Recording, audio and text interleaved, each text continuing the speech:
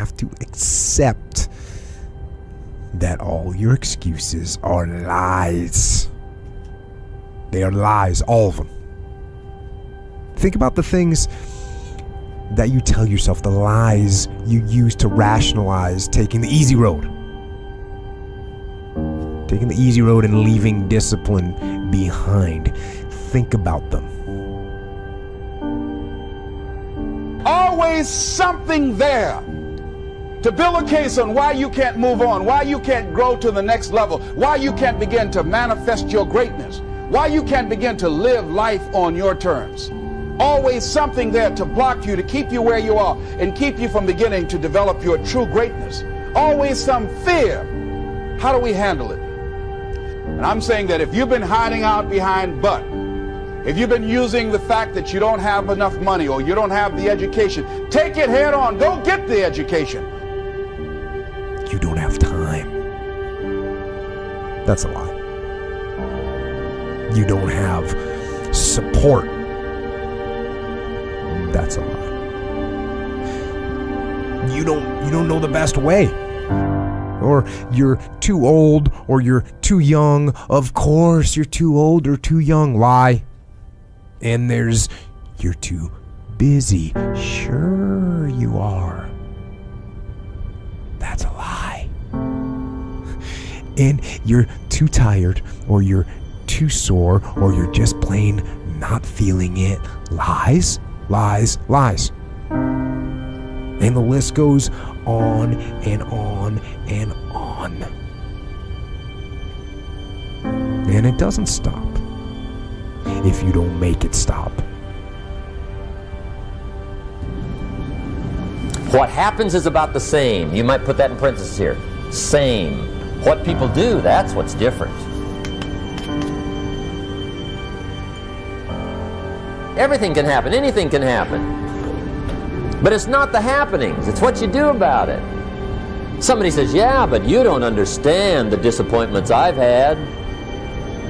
Come on. See, a lot of people pretend that they want more out of life. But all you have to do is watch their actions. People tell you, oh yeah, one day I want to have a restaurant. See, they're pretending they want to go into business for themselves. They're not serious. How can you tell, Les? Watch their actions. Watch what they're doing. The proof is in the pudding. So if you want to do something, if you thought about something you want to do, take it head on. Decide that you're going to start looking at it, start doing research on it, start tackling it, start becoming involved in whatever and wherever it might lead you to begin to explore the possibilities in that particular thing that you're seeking, so that you can begin to learn all you can about it. So recognize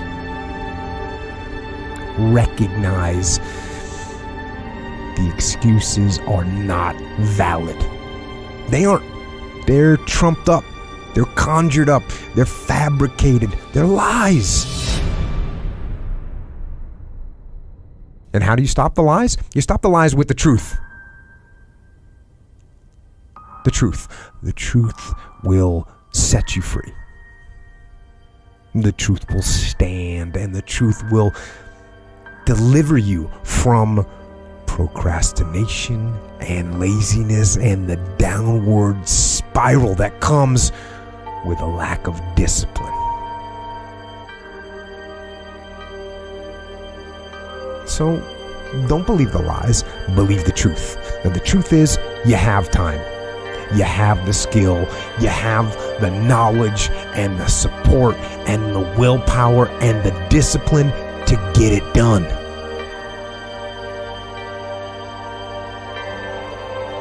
So cast out the lies, burn them down, and listen to the truth. Then live the truth and go out and get it done. Decide that you're going to face it, that whatever shortcomings you have, that you're going to strengthen yourself there. Whatever training that's required, that you're going to go get that training, that you're going to get started right now. George Washington Carver would say, do what you can where you are with what you have and never be satisfied.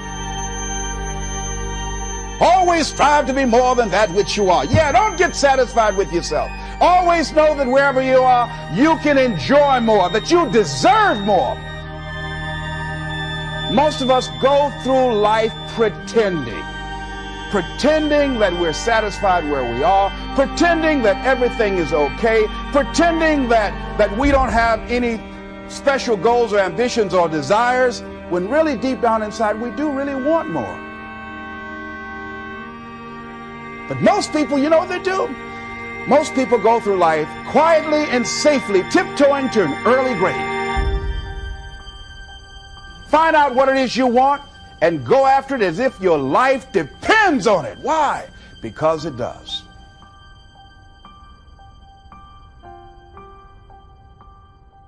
Never to tell you is that you can't. You can't. You're not supposed to tell people they can't. That's no way to encourage anybody. Tell them they can't do something. But I will tell you tonight that the most powerful motivational speeches that I have ever heard came from people who told me I couldn't do something. You know why? Because when they told me I couldn't do it, I was bound and determined to show them that I could. Tell me I can't do it. I will prove you wrong. I will show you that you're mistaken. You have chosen the wrong one to tell that they can't do something. Because I believe, and this is real important, I can't will thwart you, will stop you, will slow you down, will turn you around and cause you to move backwards if you let it. But if you have the proper mindset, I can't will do nothing but make you that more determined to get to your goal. People don't want to exude that much passion in which it becomes obsession because they're fearful of their obsessions. Well, if I'm obsessed about this topic, it's going to take away from my family, from my time. It's going to introduce a lot of, fear or unknowns to me. So they back off. But I tell people all the time, there is a difference between passion and obsession. And high performers have obsession about the topic, right? They are obsessed about the topic in which they're trying to learn, master, grow into. And so that obsession is real. And I tell people the difference, here's how you know the difference between the two. When you're passionate, everybody cheers you on. They're stoked for you. Oh, you found your passion? Awesome. Follow your passion. Live with passion. Be passionate. When you're obsessed, they're like, why you gotta be so crazy? Why can't you be satisfied? Why do you always gotta get things so perfect? Why do you spend so much time here? When you're obsessed, people think you're nuts. So it's different. And it's like, I always tell people, if no one thinks you're crazy, you're not yet operating to the outer limits of your potential. You're not there yet. If you want to be great, not good, not also grand, not second, not third, if you want to be great, the very best at what you do, obsession is a necessity. You must be. Ain't no two ways about it. Obsession. Nobody got to be the best at anything.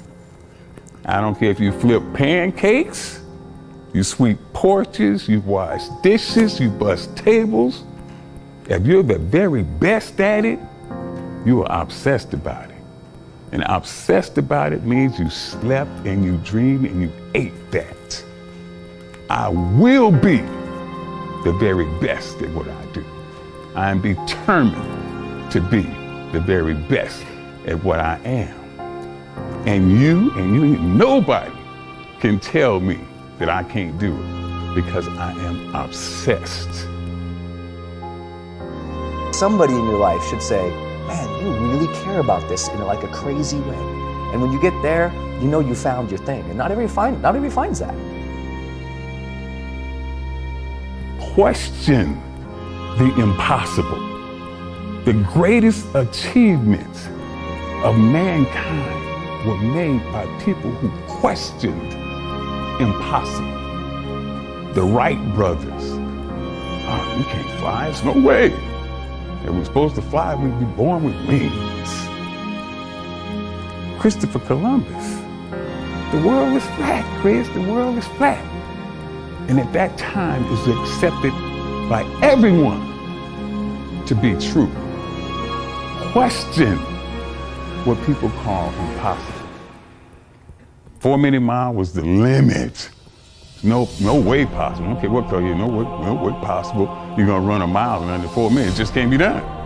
Roger Bannister said, I think I can do it. I think I can do it. And he went out there and he proceeded to do just that. Not me, not I. You have chosen the wrong one to tell something like that to. I will show you what I can do. I will show you, I will turn your I can't, I will never, I won't, it's impossible. I will turn it around and I will show you that I can do anything. Anything. That is my message to you. Let the I can't fuel your fire. That's cliche. Failure is an experience that lends to wisdom that ultimately makes you a stronger version of yourself. Like, until I make my dreams become a reality, I'm not quitting. I don't care how much money I have to invest. I'm gonna continue to do this until I become successful. All right, I've got a rule called the show up rule, all right? Somebody said you can pretend that you care, but you can't pretend that you're there. The only way you can be there is to show up. And what I'm asking you to do for me, you'll never be a failure if you show up every single day. Every single day when I come, I show up and I let failure know failure is not an option. So what, it takes 12 years to get it forward. Failure is not an option. So what, I put myself in a PhD program when I know that to be a great person in a PhD program, you have to read well, you have to write well, which are my two greatest weaknesses. But failure is not an option. Failure is not an option. You can't even let it sink into your brain, into not even a second. You have to know that this thing is going to work. Come hell or high water, whatever it is that I set out to do, it may not happen in 6 months, it may not happen in a year, it may not happen in 2 years, but at some point, my dream is going to become a reality. You know, I get asked a lot, what is a secret of achieving goals? How do you really quantitate it? How do you put it down so every day you know if you're going in that direction of success or maybe you're altered? And people are like, man, is it your genetics? Is it your potential? Is it, when it comes down to it, success has nothing to do with potential. It's all about the perseverance of somebody. I have not failed. I've just found 10,000 things that do not work. Right? And who wrote that? Yeah. Thomas said, come on. These are the things that help me change my thought patterns. They help me to change my mindset. Listen to me. It's 10,000 things that didn't work. And all I have to do is the next one. And once I do the next one, bam, I'm going to be successful. I'm telling you, every time I stand up here and do what I'm doing, all I can remember was sleeping in abandoned buildings. That's all I could think about. But I kept trying, and I kept trying, and I kept trying. And I tell people, I am not the rabbit, I'm the turtle. But I kept going, I was consistent, and I'm standing here today. But what I found out in life, as life goes on, life is about losing.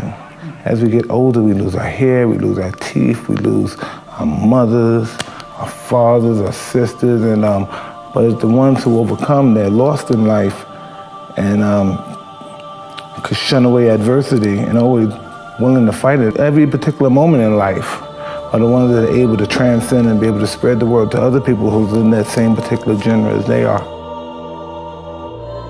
That's what life is about, stretching and challenging, looking for ways that you can begin to improve yourself.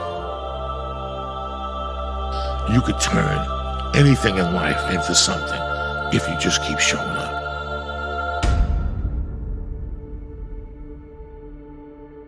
throw shit against the wall, eventually something will stick. You guys that have this potential, don't have this potential, you know, that shit dies. What continues to last forever is a perseverance to always show up. That's what champions do. Every single champion is the same as every ordinary person.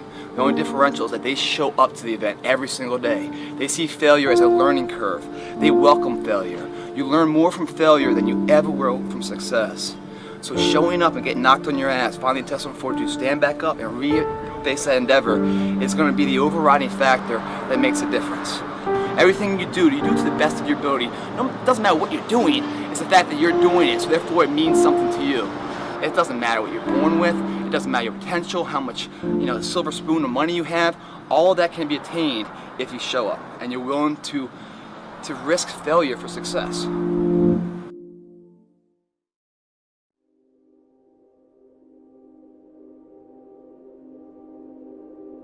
Taking responsibility for whatever happens to you. Knowing that you have consciously made the decisions that are now affecting you.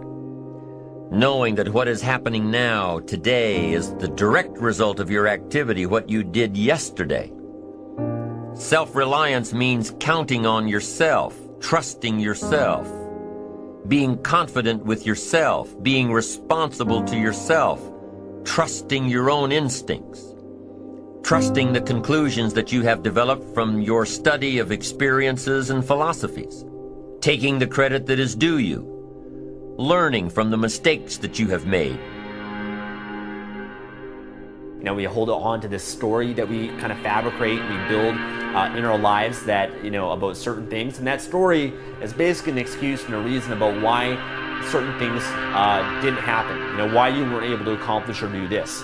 And maybe your story or your BS is I didn't have the time, or I didn't have the money, or there was traffic, or this happened to me because of this person, my boss, my family member, my parents, my brother, my sister, the country, the economy, etc. Right? We have these things, these external things that we blame, and these excuses and reasons that we have. It don't matter whose fault it is that something is broken if it's your responsibility to fix it. For example, it's not somebody's fault if their father was an abusive alcoholic, but it's for damn sure their responsibility to figure out how they're going to deal with those traumas and try to make a life out of it. Some people tend to blame others for their mistakes, blame others for their failures. Now what happens is every time that you do that, every time that you blame or you have an excuse or you BS yourself or have a story, you're giving away your power. You're basically giving away your power, and you have no ability to change what your current circumstance is. You have no power to change your life because you're putting it on something outside of yourself that you have no control over, right? You have no control of the external world in any way, right? You have influence at best, but you have 100% control over yourself, over your own mind, your own thoughts, your own actions, your own behaviors in your life. You have full control over that. You might be influenced by the outside world, but you're ultimately the person that decides everything in your life. As long as we're pointing the finger and stuck in whose fault something is, we're jammed and trapped into victim mode. When you're in victim mode, you are stuck in suffering. Road to power is in taking responsibility. Your heart, your life, your happiness is your responsibility and your responsibility alone. Now, my approach to my better future very early on in my career was to just go through the day with my fingers crossed. And I used to say something like, I sure hope things will change for the better. Then here's what I found out. They're not going to change. Somebody says, well then, how will my life ever change? Answer, when you change. When you change, when you get better, it'll get better. If you change, it'll all change. Don't put it on someone else. Hope that someone else will change it for you. Take responsibility for yourself. Take personal responsibility.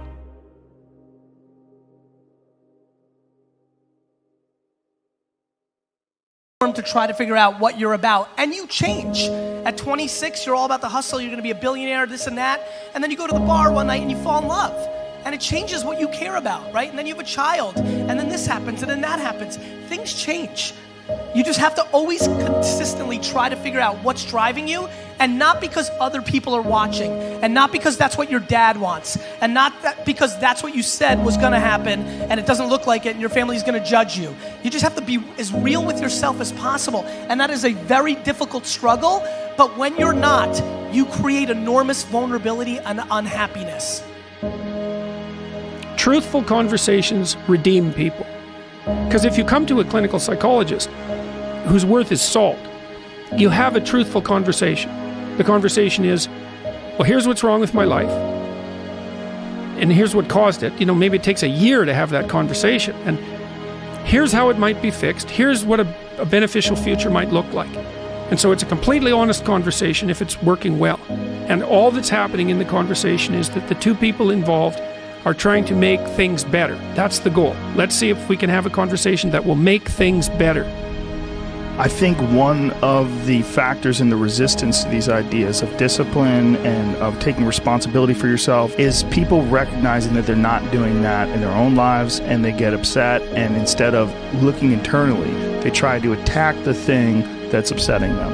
They attack your message. They attack the philosophy behind it, rather than look internally and objectively and having some sort of introspective point of view where you go, okay, am I reacting to this because this resonates? Like I'm missing this aspect of my life?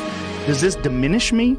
Or is this guy pointing something out that I can benefit from? Very few people are willing to do that. Very few people are willing to take that critical moment to look at their own behavior and look at their own thought process and wonder if the actual adverse reaction they have to this person's message is because they know that they're wrong. Start the process of becoming much more honest with yourself. It will help you make much better decisions, and it will help you in the long run. It may not taste as fun or as glamorous in the short term, but it will put you in a much better position. Stop doing the things that you know are wrong that you could stop doing. Right? So it's a fairly limited attempt. First of all, we're not going to say that you know what the good is or what the truth is in any ultimate sense. But we will presume that there are things that you're doing that for one reason or another you know are not in your best interests. There's something about them that you just know you should stop. They're kind of self-evident to you. Other things you're going to be doubtful about. You're not going to know which way is up and which way is down. But there are things that you're doing that you know you shouldn't do. Now, some of those you won't stop doing for whatever reason. You don't have the discipline, or maybe there's a secondary payoff, or you don't believe it's necessary, or it's too much of a sacrifice, or you're angry or resentful or afraid, who knows. But there's another subset that you could stop doing. It might be a little thing. Well, that's fine. Stop doing it and see what happens. And what'll happen is your vision will clear a little bit. And then something else will pop up that you will also know you should stop doing and that you could stop doing. And you could do that repeatedly for an indefinite period of time. And you know, that doesn't necessarily mean that you're going to ever be able to formulate a clear and final picture of what constitutes the truth and the good. But it does mean that you'll be able to continually move away from what's untruth and what's bad. And you know, that's not a bad start.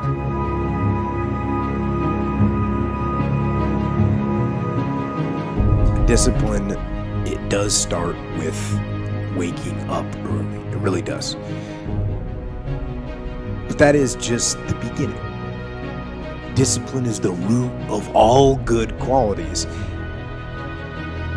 But you have to absolutely apply it to things outside of just waking up early. It's everything. It's working out every day, making yourself stronger and faster and more flexible and healthier. It's about disciplining your emotions so you can make good decisions. It's about doing the tasks that you don't necessarily want to do, but that you know will help you. And that's what discipline is. Discipline means taking the hard road, the uphill road, to do what's right.